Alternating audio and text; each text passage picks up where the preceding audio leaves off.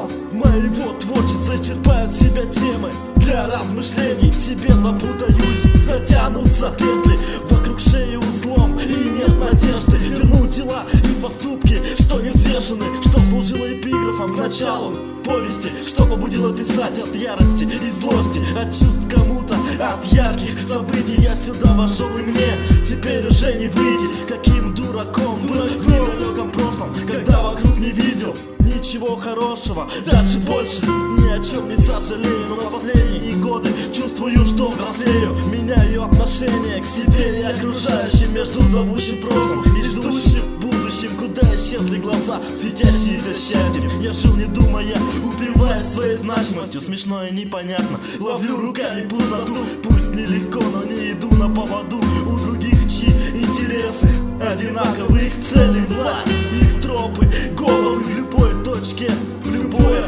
время. Старые темы стать могут новыми темами.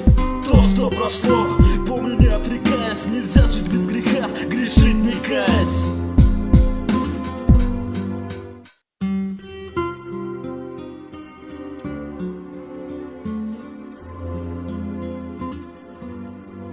Сначала увидел свет, потом разглядел тьму. Давал ответ поздно предыдущему вопросу, заданному ходу обстоятельств и событий. Каждый куплет нес в себе много открытий, новые ступени для достижения цели. Много себя отбирали и, к сожалению, теряли. Ошибки были, хотя стараясь не жалеть, по-новому понять, прочитать еще раз. Лишь со временем слова обретают точность фраз. Мог надеяться на штиль морской глади. Знаю, исписанные заменят чистые тетради. Смотрю, пишу, а то, что все меняется, хочется верить. Труд вложенный оправдается, когда поддерживают близкие. Обретаю вдохновение, тогда находит смысл воплощения творений. Тысячу идей объединяет одна тема. По этапам размышлений решается проблема, если цепь звеньев связывает правда. Перенесу через года дождливая погода, в памяти не смоет содержание куплета.